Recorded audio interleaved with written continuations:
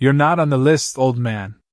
The words landed flat and cold, cutting through the quiet morning like a blade that had been sharpened on routine and authority, and the young corporal didn't even look twice as he extended his arm across the entrance, a human barrier in a perfectly pressed uniform, boots planted firm on the pale gravel that crunched under every passing vehicle heading toward the restricted ceremony grounds. The motorcade hadn't arrived yet, but the tension was already building, low and electric in the humid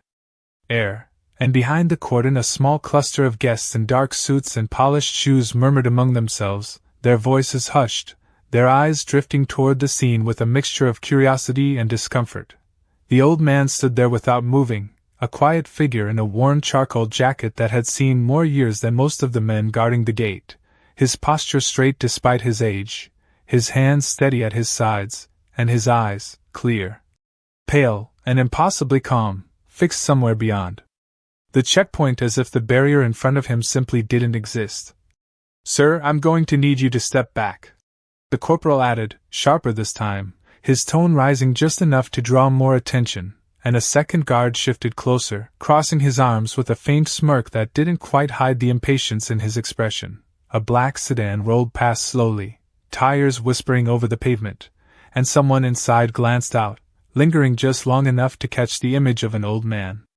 being held back like he didn't belong. The corporal reached forward, not roughly but firmly, placing a hand against the old man's shoulder and guiding him half a step backward, enough to make the moment visible, enough to make it real, and a ripple moved through the onlookers as a few exchanged looks, unsure whether to intervene or pretend they hadn't seen anything at all. The old man adjusted slightly, not resisting, not reacting, simply regaining his balance with a quiet precision that felt out of place in the rising tension, and when he finally spoke, his voice was low, steady, and carried farther than it should have. "I'm here because he asked me to be." And the words hung there, simple and unadorned, but the corporal let out a short laugh, the kind that comes easy when confidence hasn't been tested. "Yeah, I'm sure he did," he said, shaking his head as he glanced toward his partner. "We've got generals, senators, and half the chain of command showing up today, and you think you just walk in?" The second guard chuckled under his breath, and somewhere behind them a camera shutter clicked, capturing a moment that none of them understood yet. The old man didn't answer again, his gaze drifting briefly to the flag in the distance, barely stirring in the morning breeze, and for a second, something in his expression shifted, not anger, not frustration, but something older, something deeper, like a memory brushing against the surface and then settling back into silence. The corporal stepped closer again, his patience thinning as the schedule tightened and more vehicles lined up along the road. "Last warning, sir," he said, his voice firm, rehearsed. "Either you leave now, or I call this in." And as his hand moved once more, this time reaching toward the old man's arm with more intent, the faint glint of something small and worn caught the light near the old man's lapel, just for an instant, unnoticed by most, but enough to suggest that this quiet figure, standing alone at the edge of a ceremony he wasn't allowed to enter, carried a story that had not yet been told. The lieutenant arrived with the kind of stride that tried too hard to look effortless, his polished shoes striking the gravel with crisp authority, as he adjusted the brim of his cap and took in the scene with a quick, dismissive glance, his eyes moving from the guards to the old man and then back again as if the conclusion had already been made before a single word was spoken. "What is the hold up here, Corporal?" he asked, his tone controlled but edged with impatience, and the young guard straightened immediately, grateful for the reinforcement. "Sir, this individual is attempting to access the restricted ceremony area without credentials, claims he was invited." The lieutenant let out a short breath through his nose, a faint smile forming as he stepped closer, circling just enough to get a better look at the old man's worn jacket, the slightly frayed cuffs, the shoes that had been polished carefully but could not hide their years. "Invited," he repeated, almost amused, as if the word itself did not belong in the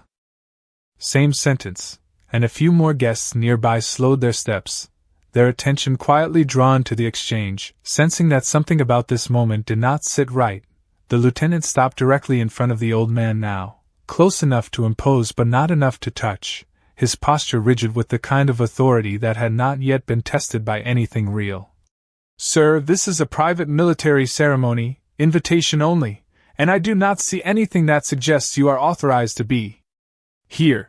His gaze dropped briefly, scanning for insignia, ribbons, anything official, and finding none, his expression hardened just slightly. So I am going to ask you one more time to leave the area. The old man did not move, did not shift his stance, his eyes remained steady, meeting the lieutenant's for a brief moment before drifting past him again toward the distant line of flags, and when he spoke, it was the same calm tone as before, measured, unhurried. He asked me to come. The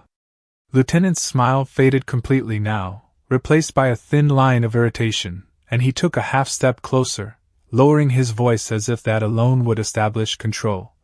And who exactly is he? There was a pause, not long, but long enough to stretch the tension just a little tighter. General Wallace. The name seemed to hang in the air for a fraction of a second before the lieutenant shook his head with a quiet scoff, glancing back at the guards as if to confirm the absurdity. General Wallace, he repeated louder this time. You are telling me that a 4-star general personally invited you? A faint chuckle escaped one of the guards, quickly stifled, but not unnoticed, and the lieutenant reached out then, his hand moving toward the old man's chest, not aggressively but with a careless confidence, his fingers brushing against the small object pinned there, a dull piece of metal no larger than a coin, slightly bent, its surface worn smooth by time. And what is this supposed to be? He said, flicking it lightly with his finger, the metal giving a faint, hollow sound that seemed to echo louder than it should have. Some kind of souvenir. A few of the onlookers shifted uncomfortably now, their whispers growing just a little louder, the mood beginning to change in ways that were hard to explain, and for the first time, the old man's hand moved, not quickly, not forcefully, but with quiet certainty as he reached up and gently pushed the lieutenant's hand away from the pin, his touch light but unmistakably firm. Do not touch that, he said, his voice still calm, but carrying a weight that did not match his appearance, and something in that moment, subtle and almost invisible, caused a nearby captain standing off to the side to look a little closer, his brow tightening, as if a memory had just brushed against the edge of recognition, while behind them the distant rumble of approaching engines began to build, low and steady, signaling that the ceremony was about to begin whether they were ready or not. The lieutenant's hand lingered in the air for just a fraction too long after being pushed away, not because of force but because of something he could not quite explain, a subtle hesitation that crept in despite his training, and for a moment his eyes narrowed, studying the old man more carefully now as if trying to reconcile the quiet resistance with the image in front of him. But the spell broke quickly under the weight of his own authority, and he straightened, clearing his throat as he took a step back. That is enough, he said sharply, turning slightly toward the guards. Call it in, we are done entertaining this. The corporal nodded immediately, reaching for his radio, his voice already shifting into the clipped, procedural tone that stripped the situation of any nuance, while the second guard moved closer again, positioning himself just behind the old man as if preparing to escort him out whether he agreed or not, and the crowd that had gathered just beyond the checkpoint shifted uneasily, a quiet ripple passing through them as the tension tightened, some turning away, others watching more intently now, sensing that the moment had crossed some invisible line. The old man did not resist, did not raise his voice, he simply stood there as the radio crackled to life, the sound sharp against the otherwise controlled environment, and somewhere in the background the low hum of approaching engines grew louder, deeper. A convoy nearing the gates, but here, at this small point of friction, everything seemed to narrow, focused entirely on a single decision that was about to be made.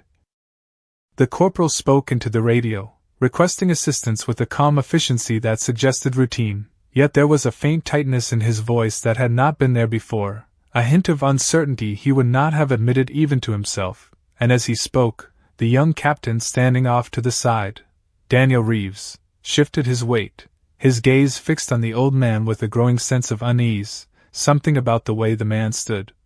The way he absorbed the pressure without reacting, it did not match the situation, it did not match any civilian he had ever seen removed from a restricted area, and his eyes drifted again to the small piece of metal on the old man's lapel, catching the light in a way that felt deliberate, almost deliberate enough to mean something. The lieutenant noticed the captain's attention and misread it entirely, mistaking concern for agreement. "Captain, you see the problem here,"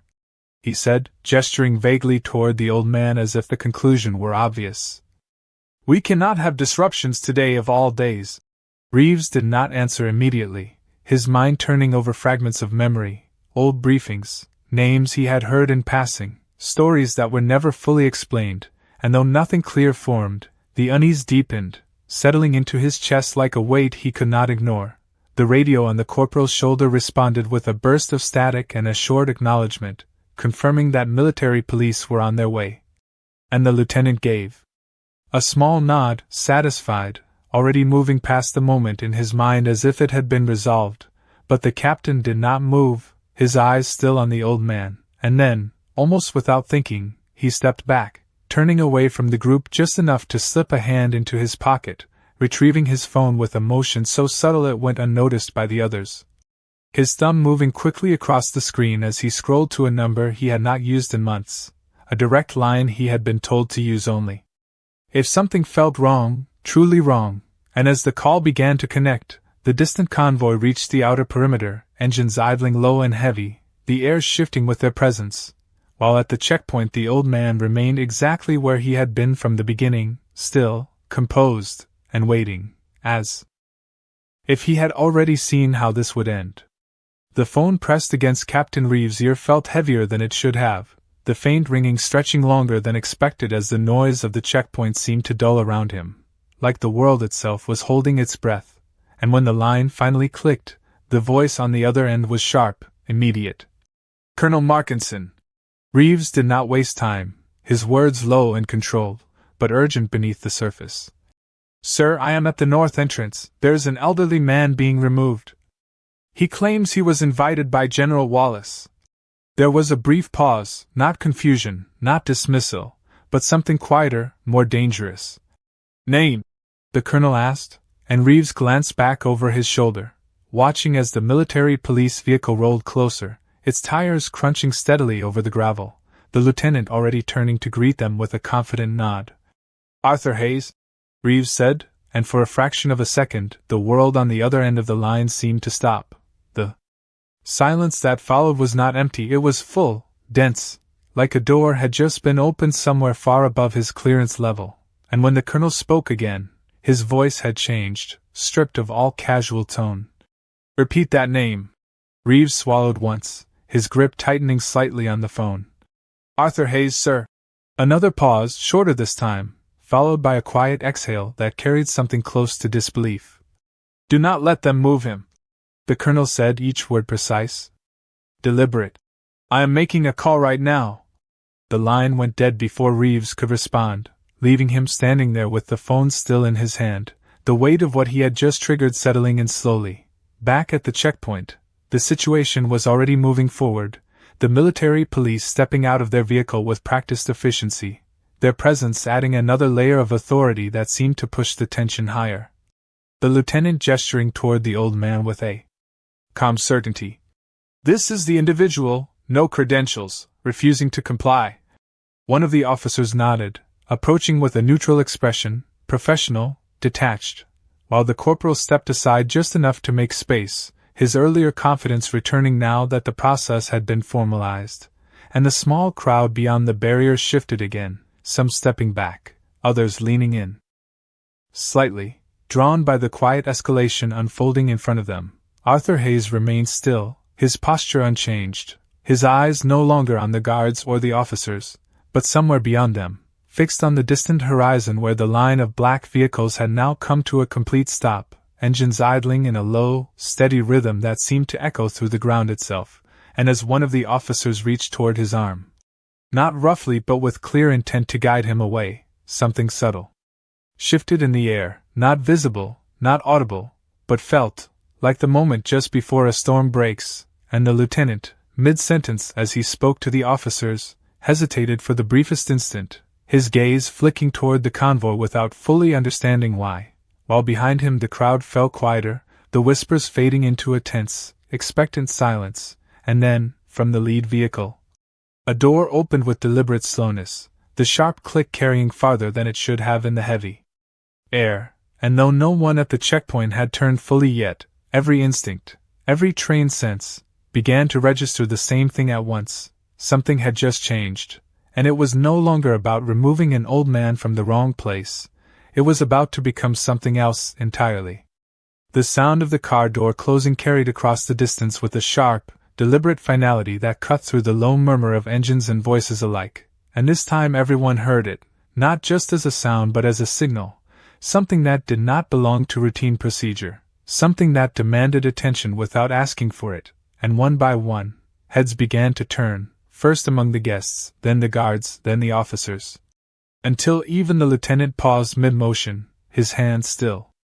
hovering as if caught between two decisions he could no longer fully control. From the lead vehicle, a tall figure stepped out, his uniform immaculate, the lines crisp, the presence unmistakable even from a distance, and though no words had been spoken yet, the shift was immediate, almost physical, as if the air itself had tightened in recognition.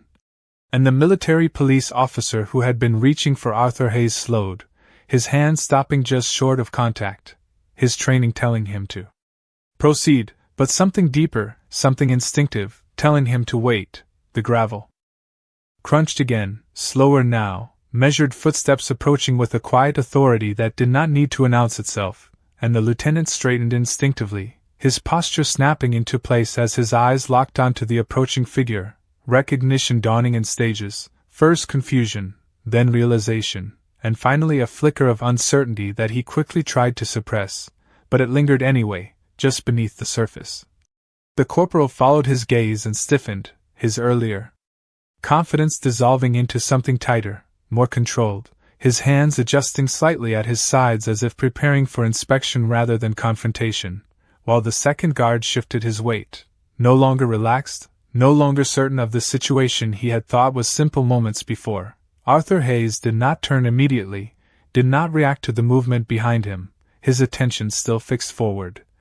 as if he had already heard those footsteps long before anyone else, as if he had been waiting not for permission, not for validation, but for something inevitable. The approaching officer stopped several yards short of the checkpoint, his presence alone enough to halt the momentum of everything around him, and for a brief moment, nothing happened, no orders, no greetings, just silence, heavy and complete, broken only by the distant hum of engines and the faint rustle of fabric in the morning breeze. And in that silence, every person standing there became acutely aware of their own position, their own actions, replaying the last few minutes in their minds with a growing sense of unease. The lieutenant took a step forward, preparing to speak, to explain, to regain control of a situation that was no longer his,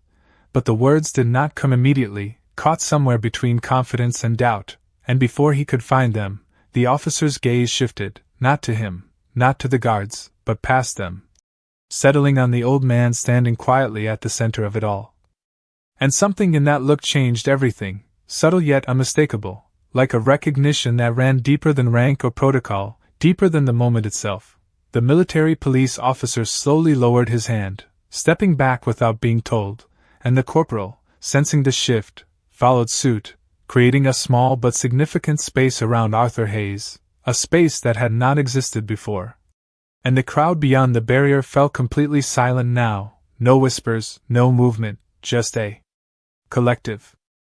stillness as they watched the distance between the two men begin to close, one step at a time, the sound of boots on gravel echoing with a weight that no one could ignore, because whatever was about to happen next was no longer routine, no longer procedural, it was something far more significant, something that would redefine everything they thought they understood about the man they had just tried to turn away.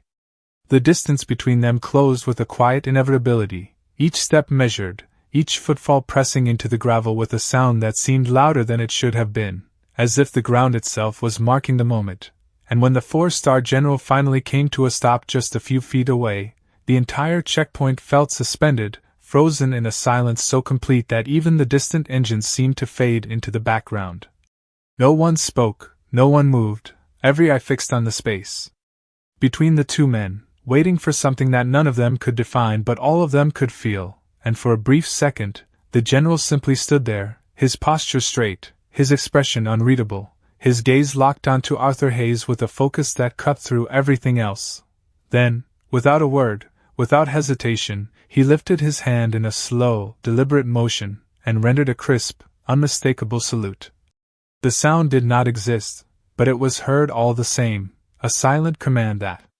rippled outward instantly, the lieutenant's breath catching in his chest, the corporal's spine snapping rigid, the military police officer stepping back another half-step as if pulled by an invisible force, and along the perimeter, uniforms straightened, shoulders squared, eyes forward, the entire scene transforming in a single motion from tension to reverence. Arthur Hayes did not react immediately,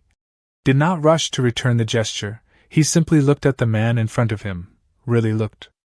Now, his eyes steady, searching, and then, slowly, with the same quiet precision that had defined every movement he had made that morning, he raised his own hand and returned the salute, not exaggerated, not ceremonial, but exact, practiced, something that had been done countless times long before anyone here had ever worn a uniform. The general lowered his hand first, his voice finally breaking the silence, low and firm, carrying a weight that needed no amplification. "Arthur," he said, not as a question, not as a confirmation, but as recognition, and the name alone seemed to strike the lieutenant harder than any reprimand could have, his mind racing, replaying every word he had spoken, every assumption he had made, each one now echoing back with a clarity that made his stomach tighten. The general's gaze shifted then, just briefly, sweeping across the guards, the officers, the military police. Not with anger, not with visible frustration, but with something far more controlled, a quiet assessment that felt heavier than any raised voice, and when he spoke again, it was not loud, but it carried through every corner of the checkpoint. "Who authorized this?" The question hung in the air, simple, direct, and no one answered immediately, because no one needed to. The truth was already visible in their posture, in their silence, in the way their earlier certainty had vanished. The lieutenant stepped forward, his throat tight, attempting to regain composure. "Sir, we were following protocol. He did not have credentials." But the explanation sounded thinner even as he said it, lacking the confidence it had carried only minutes before, and the general held his gaze for a moment longer than was comfortable, not interrupting, not correcting, just allowing the weight of the situation to settle fully, before finally turning back to Arthur Hayes, his expression softening in a way that no one there had expected to see. "You should never have been stopped," he said quietly, and in that moment, the entire balance of power shifted completely, leaving no doubt, no ambiguity, only the undeniable truth of who the old man really was and what he meant to the man standing in front of him.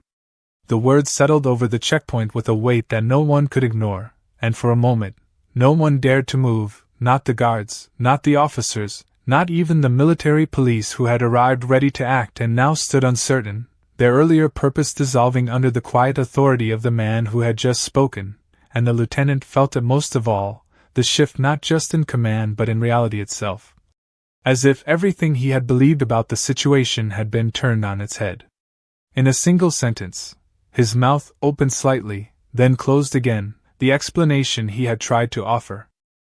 Glances, only a quiet awareness that they had just witnessed something significant, something that would not be spoken about loudly but would not be forgotten either, and as the general stepped aside slightly, not leading, not commanding, but allowing Arthur Hayes to move forward first, the meaning of everything that had just happened became unmistakably clear, not through explanation, not through rank, but through action, simple,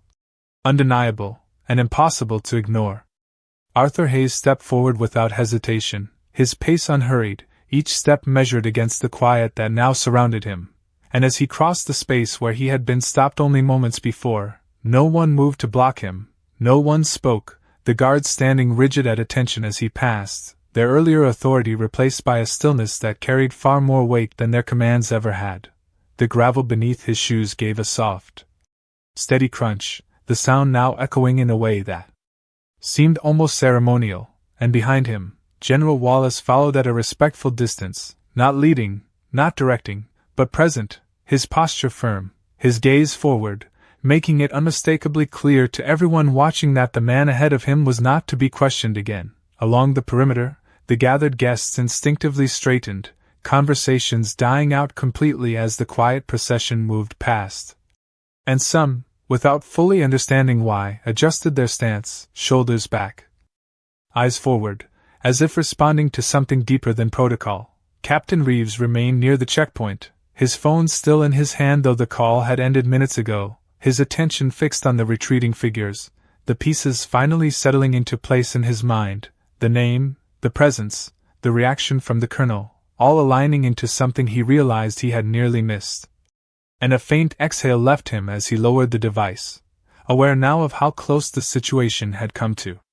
unfolding very differently. The lieutenant stood motionless, his jaw set, his gaze following Arthur Hayes with a mixture of disbelief and realization, every word he had spoken replaying with a clarity that made it impossible to ignore. And though no one had raised their voice, no direct reprimand had been issued, the lesson had already been delivered in full, precise and undeniable. The military police officers returned quietly to their vehicle, their movements subdued, their presence no longer required, and as the door closed behind,